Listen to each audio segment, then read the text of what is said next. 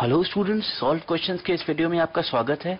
इस वीडियो में हम बीजगणित पर आए प्रश्नों को हल करने का सबसे तेज और सबसे सरल तरीका बताएंगे। तो बीजगणित के जो प्रश्न होते हैं वो बाकी टॉपिक्स की तरह नहीं होते जहाँ पे प्रश्न को घुमा फिरा के पूछा जाता है।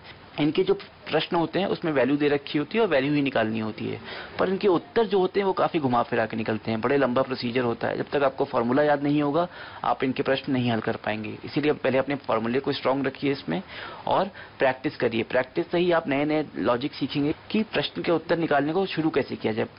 तो चलिए आइए यही प्रश्न देखते हैं। अगर x plus one by X is equal to 5 है तो x power 6 plus one by X power 6 का मान क्या होगा। तो यहाँ दे रखा है कि यहाँ पावर 1 है, हमें 6 में बदलना है। तो पावर 1 को 6 पावर में बदलने के लिए दो तरीके हैं, या तो हम पहले स्क्वायर करके उसका क्यूब करें, या तो हम पहले क्यूब कर लें फिर स्क्वायर करें। तो दोनों की वैल्यू जो x पावर 6 ही आएगी। तो यहाँ हमें देखना है कि कौन से तरीके से हमें कम समय लगेगा। अगर हम किसी चीज का x स्क्वायर करके बाद में क्यूब करते हैं तो बाद में क्यूब करने में बहुत दिक्कत हो जाएगी, क्योंकि वैल्यू और बड़ी हो जाएगी।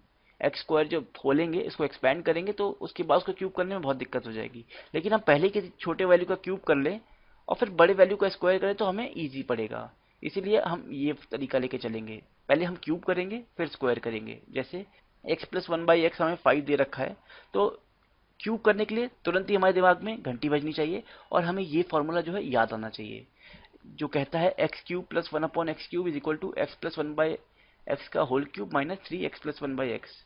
तो इस हिसाब से हमारा X cube plus one by X cube निकल आएगा क्या, वो x प्लस वन का होल क्यूब हो जाएगा। x plus one by X हमें 5 दे रखा है तो 5 का होल क्यूब हो गया, minus 3 into x plus one by x हो जाएगा, तो वो भी 5 दे रखा है तो ये हो गया।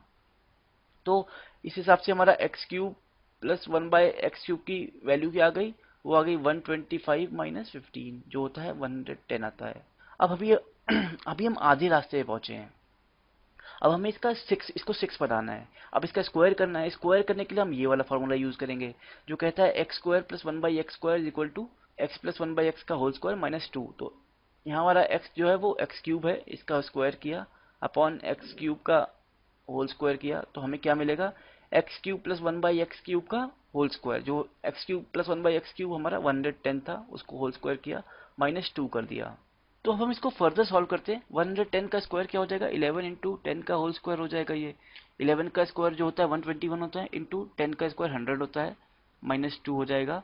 तो जो आएगी हमारी वैल्यू 12100 माइनस 2 12098।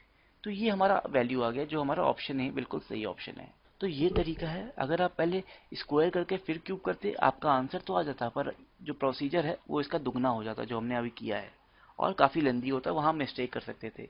लेकिन अगर हमने पहले एक्स क्यूब किया क्योंकि छोटी वैल्यू थी तो क्यूब करने में ज्यादा दिक्कत नहीं हुई, फिर हमने बाद में स्क्वायर किया जो आसान था। तो ये तरीके से प्रश्न बहुत आसानी से सॉल्व हो गया।